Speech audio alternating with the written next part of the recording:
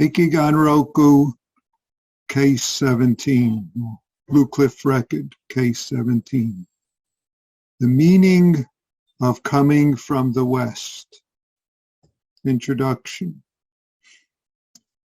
Only if you can cut through nails and shear through iron can you be a genuine Zen adept. That's a genuine Zen student as well. If you duck arrows and shrink from swords, how can you be a competent adept? Leaving aside for now the point where not even a needle can penetrate, what about when foaming waves fill the skies?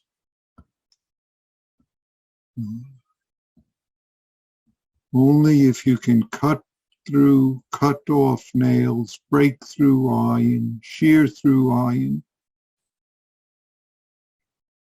then you're qualified.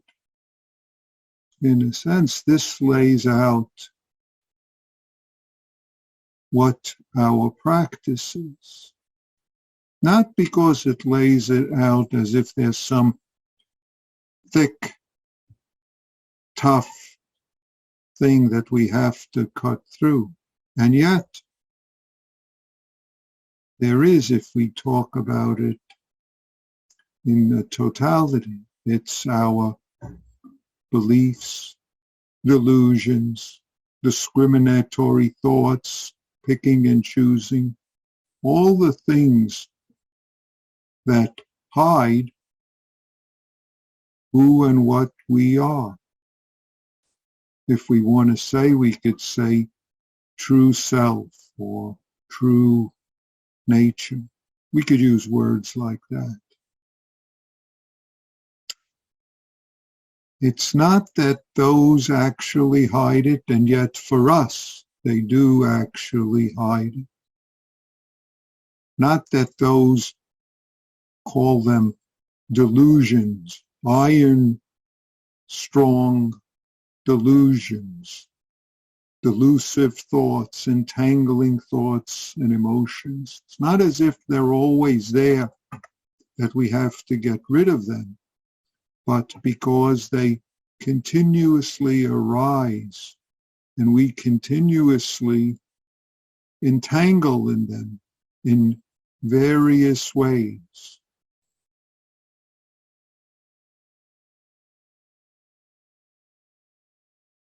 These are the arrows and the swords that we hide from because we fear them. We fear challenging them. We fear facing them. So in a sense, since this case and most of the cases in the Blue Cliff Record are between so-called master and disciple, teacher and student, it starts off with, this is what qualifies as an authentic Zen master teacher, but also this is what qualifies us as an authentic Zen practitioner. No one else can do it for us. Yet, it's helpful when some of it is pointed out. Some of it is pointed out what we must cut off or break through.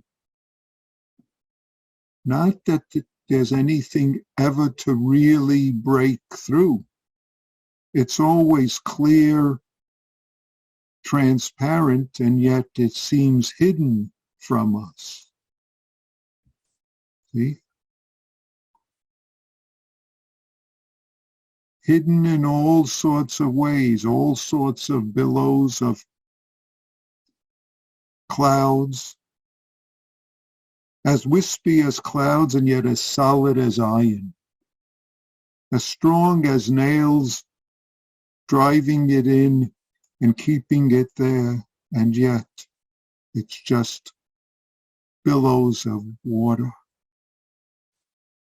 See, this is really what our practice is. We could look for others to do it for us, but really it's rare when we are ready for it to happen, when we are willing to hear what's said, willing to see what the universe is presenting to us. Because this, whether we call it true nature or essence or anything else, is always who we are, and it's always the world, the universe that we live in. This is what, if I use the word, we realize or we taste in ongoing practice from time to time. This is form is emptiness. This is the emptiness form that manifests for us, as all that we encounter. And yet, we resist it. This is always the opportunity of this experiencing moment.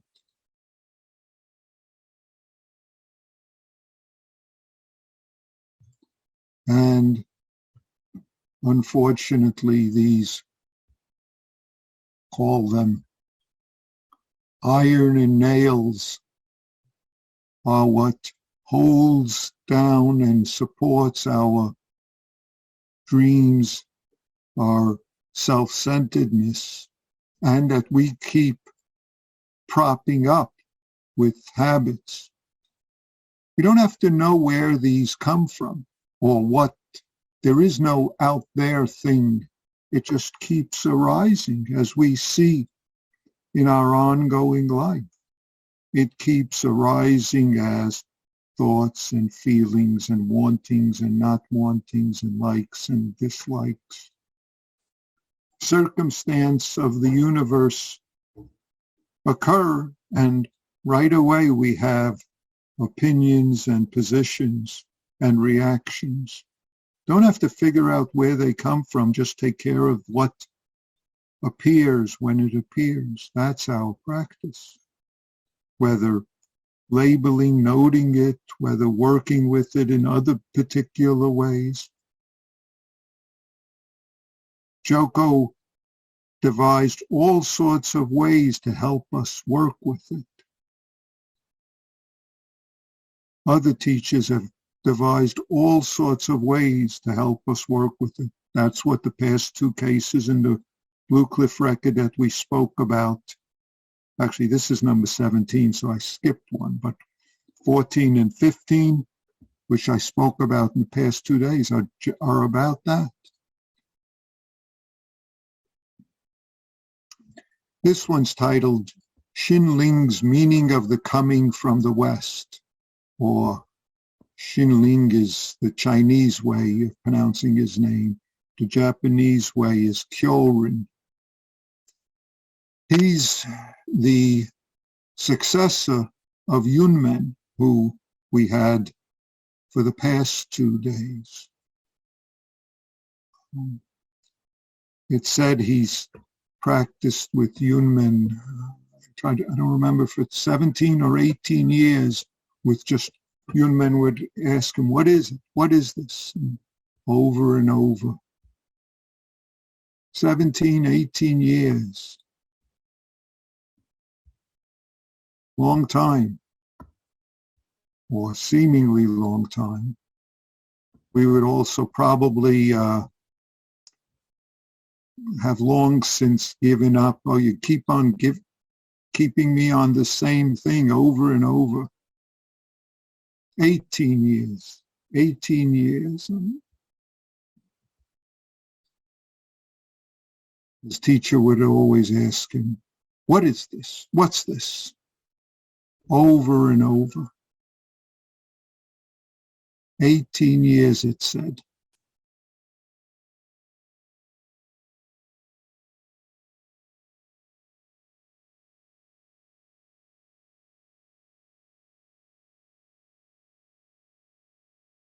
We, of course, would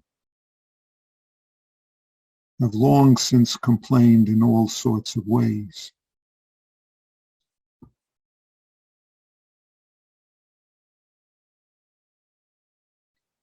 I hear complaints. Joko heard complaints. But we could notice how much we complain. That very complaining is a wonderful opportunity. So the case.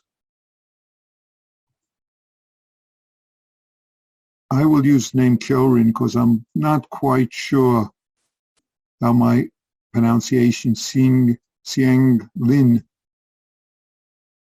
is accurate to the way the Chinese pronounce it. A monk asked Kyorin, what is the meaning of the ancestors coming from the West?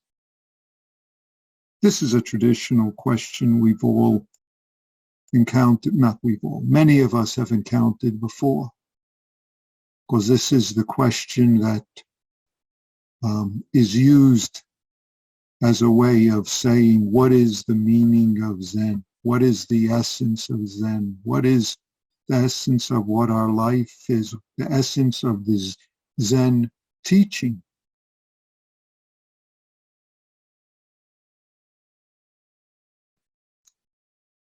Kyorin said, sitting for a long time becomes tiresome, or I'm tired from sitting for a long time. All of you know this. You've been sitting several days of sesshin.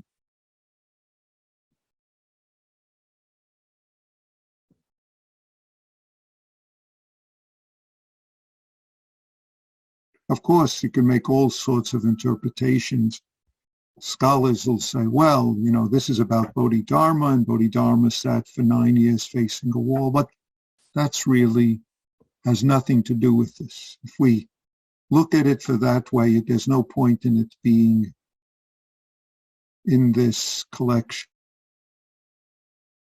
All of us can say, I'm tired from sitting such a long time.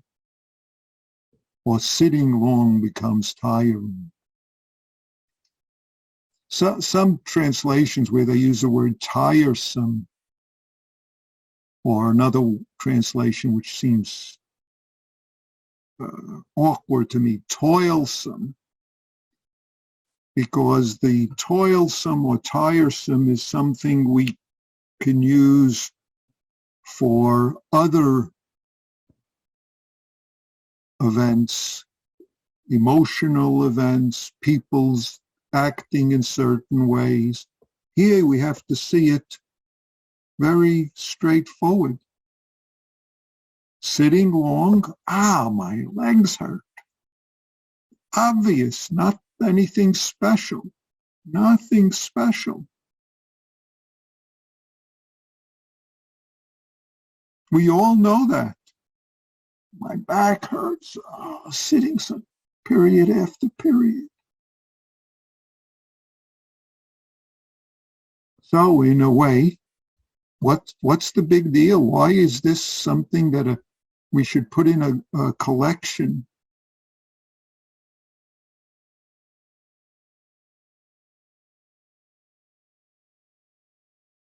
What kind of meaning of Bodhidharma or Zen ancestors is there in that sitting long?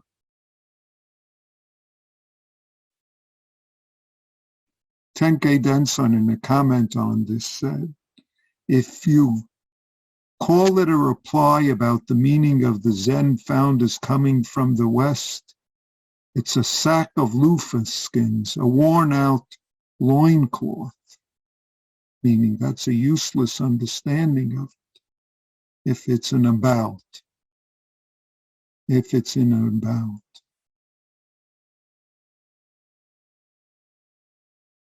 Korin or Kyorin is right there, presenting his immediacy. Can the questioner hear it? Can we hear it? Our immediacy is what the universe is presenting us all the time. And yet those iron and nails are what creates layers and maintains layers of hindrances, of delusions, of props up the thoughts that keep us from this, oh, my legs. Notice for yourself what happens.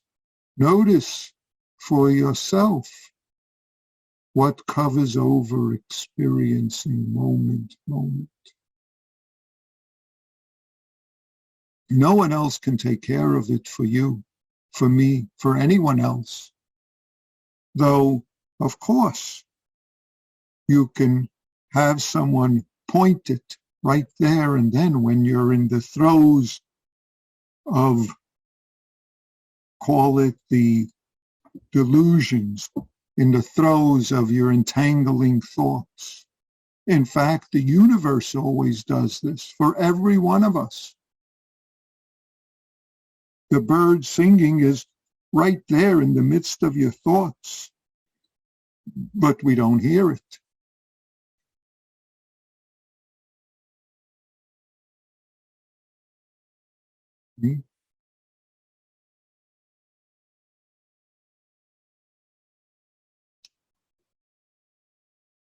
And in a sense, part of our practice is recognizing this accumulated layers of thoughts, delusions, discriminatory habits, clinging, and the ongoing need to bang away at them.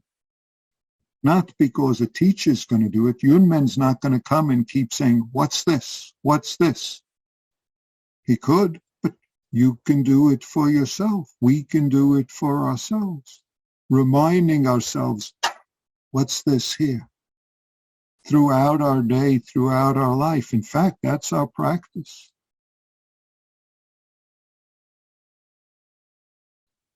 Being just this moment, noticing and labeling is not limited, and all the various forms of specific practice are not limited to what's on the cushion. None of us should limit it that way. Otherwise, we'll even miss our aching back and legs. As many of you know, Dogen used the expression, eyes horizontal, nose vertical, as his expression of what he came to in China, and when he came back to Japan, he used that expression. What did you learn? Eyes horizontal, nose vertical. Every one of us knows that. Yet we often miss the nose in front of our face or on our face. There's a point to that. Always right here. Nothing special about it. No problem with it. And yet, it's covered over by accumulated.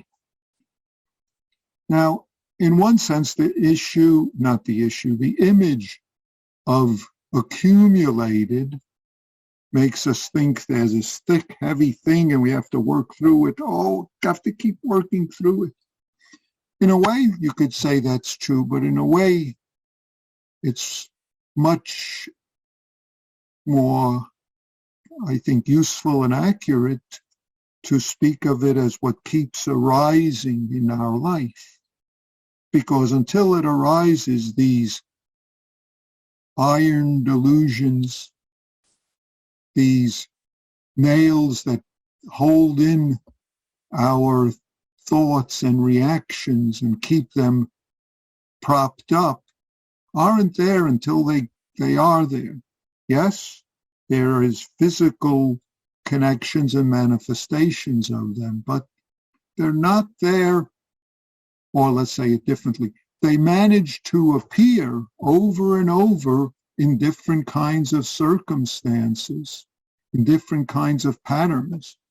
And part of our practice is to begin and continue to notice when they appear, when they seem to be the truth or the interpretation or the, let's say, the glasses through which we see the world. They seem to be the screen through which we understand what's so and what's not so and what means what.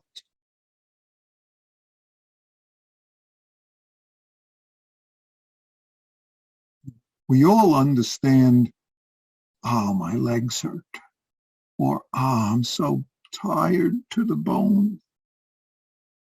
If we add toilsome or tiresome, then that gives us permission to go into almost the mental constructs and build on that. So that's why I find those words less useful as translations.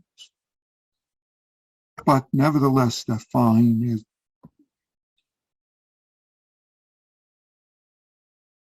We're tired from sitting for a long time. Tired to the bone, there's expressions. Bone weary. When it feels that way, feel it, experience it. What we build on that is, I shouldn't be this way. It shouldn't be the result of sitting, or I shouldn't sit this long, or, well, this means and then you fill in what it means.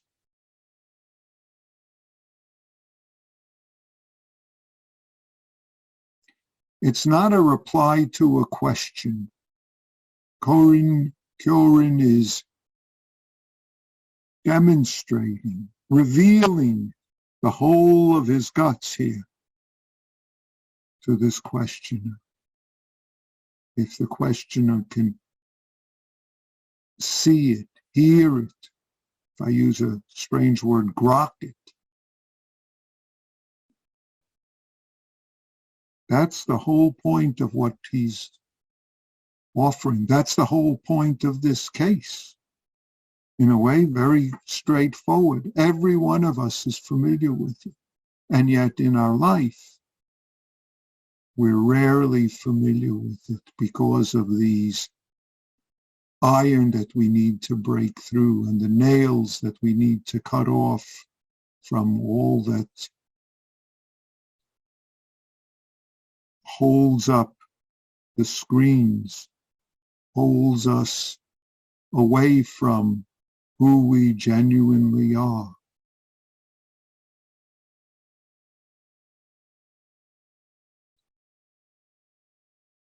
So this is a nice case.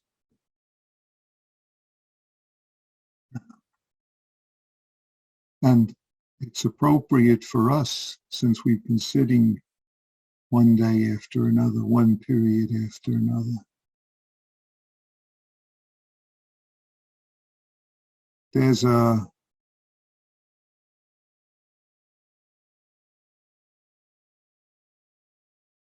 nice little, what should I say, capping phrase to this: sitting a long time becomes tiresome, or my legs is tiring. When a fish swims through, the water is muddied. When a bird flies by, feathers drop down. Better shut that dog's mouth. The eye of an adept.